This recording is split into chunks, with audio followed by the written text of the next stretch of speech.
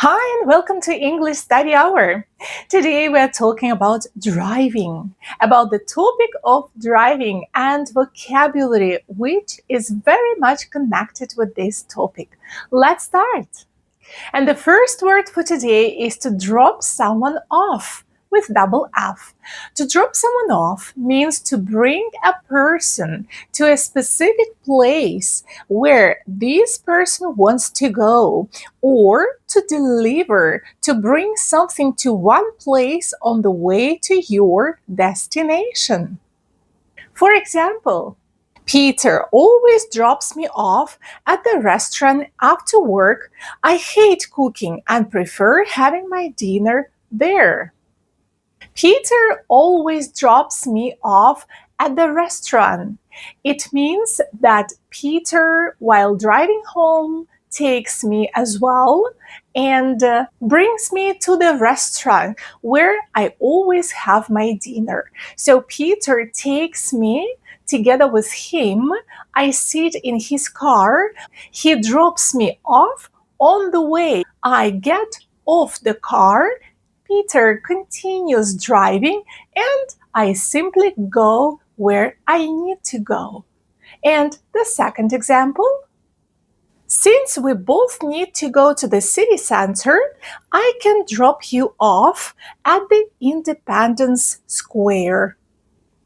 I can drop you off. The same situation is in this sentence. Two people need to go in the same direction, but different places. But anyways, since the direction is the same, one person only can drive a car and the second person can simply be a passenger. So the driver will drop the passenger off at the place where it's necessary for the second person, for the passenger. So the person, the driver, will bring another person to the necessary place.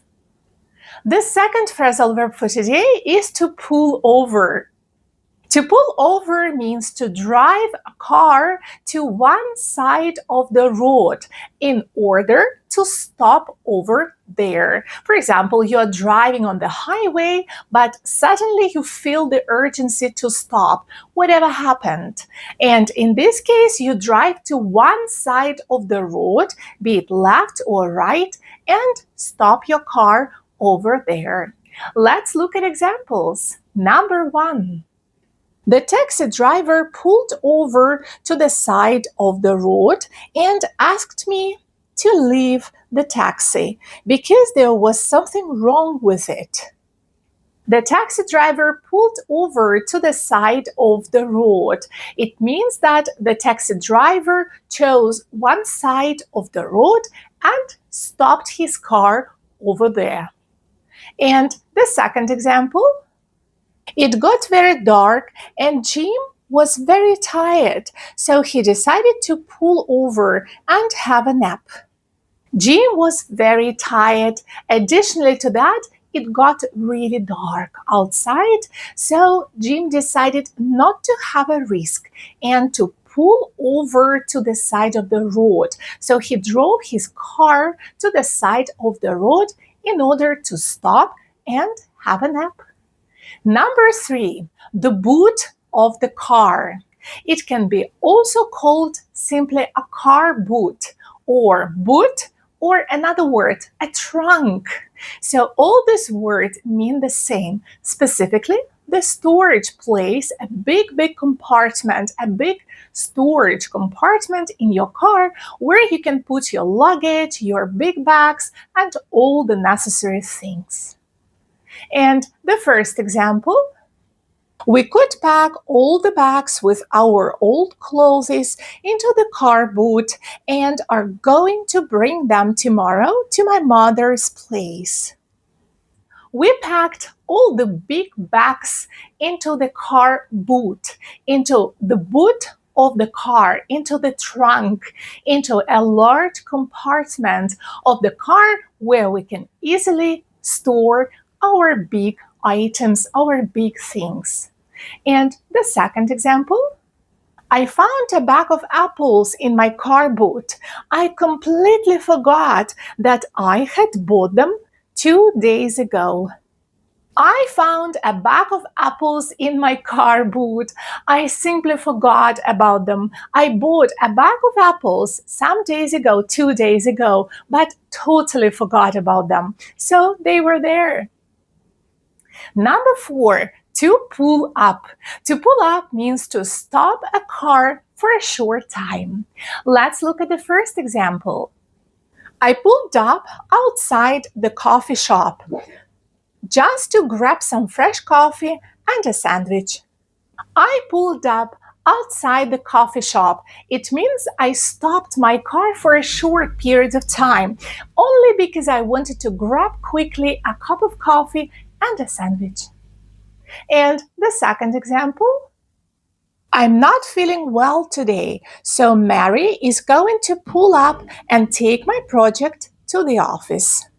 Mary is going to pull up today and take my stuff to the office. It means Mary is going to quickly stop her car, come to my house, take my project, and continue her way. So it's important to understand that we use the phrasal verb pull up when we want to specifically stress a short stop, when we want to say that we stop our car for a very, very short time. Number 5, a pile up. It's a verb combination. It's a noun, and it means a crash of several cars at the same time. Let's look at examples. Number 1. Yesterday, I saw a 3-car pileup on the main street of our town. People need to be more careful. I saw a 3-car pileup. It means 3 vehicles, 3 cars crashed at the same time, simultaneously. And the second example? A pileup of several vehicles became the reason of a traffic jam. A pileup of several vehicles. It means a crash of several vehicles. Several vehicles crashed at the same time. And the last word for today is a tailback. For example, a 15-mile tailback. It means a long line of traffic that isn't moving at all or is moving very slowly. Let's look at examples. Number 1. A 5-mile tailback was caused by heavy snowfall. A 5-mile tailback. It means a lot of cars stayed one after another, one behind another, and formed a long, long line of the cars. And everything was caused by a snowstorm. And the second example? Jack learned about a tailback on the Rose roundabout and decided to stay at his cousin's place for a dinner. Jack learned about a long tailback and decided to stay at his cousin's place. He didn't want to risk because the tailback, the traffic, the line of the cars was very, very long.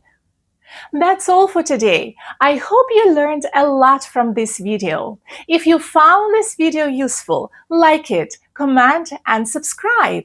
See you!